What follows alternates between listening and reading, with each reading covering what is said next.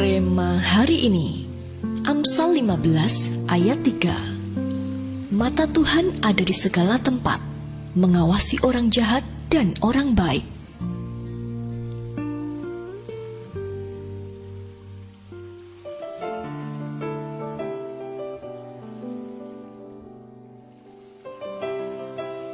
Seorang anak tidak sengaja membunuh bebek kesayangan kakeknya.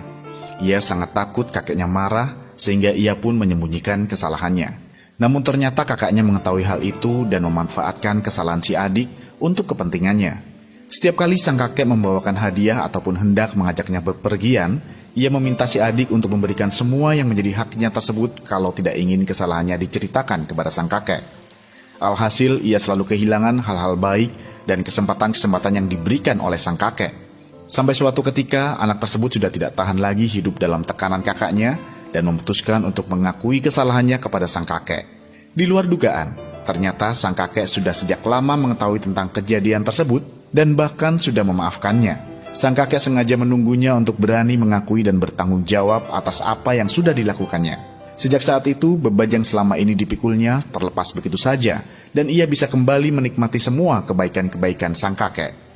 Sepandai-pandainya kita menyembunyikan kesalahan, ketahuilah bahwa mata Tuhan tidak pernah terlepas dari kita.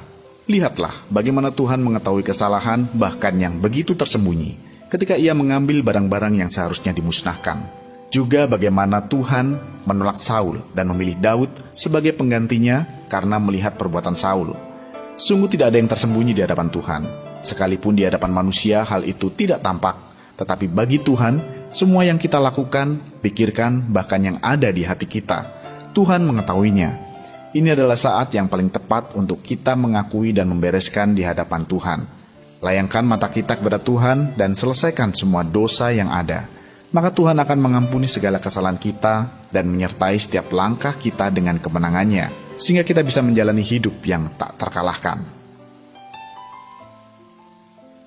Adakah dosa yang masih belum Anda selesaikan di hadapan Tuhan?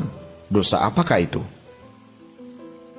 Kendala apakah yang membuat Anda sukar untuk membereskan hal itu di hadapan Tuhan? Apakah yang akan Anda dapatkan jika Anda berhasil membereskannya? Tuliskan komitmen Anda untuk itu.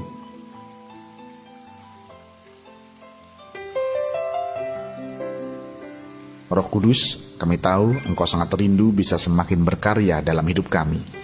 Tapi seringkali dosa kamilah yang menghalangi kuasa dan kemuliaan-Mu nyata atas hidup kami.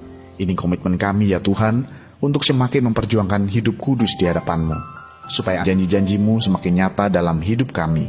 Di dalam nama Tuhan Yesus kami berdoa. Amin. Sekalipun kita bisa menyembunyikan dosa dari mata manusia, tetapi kita tidak bisa bersembunyi dari mata Tuhan.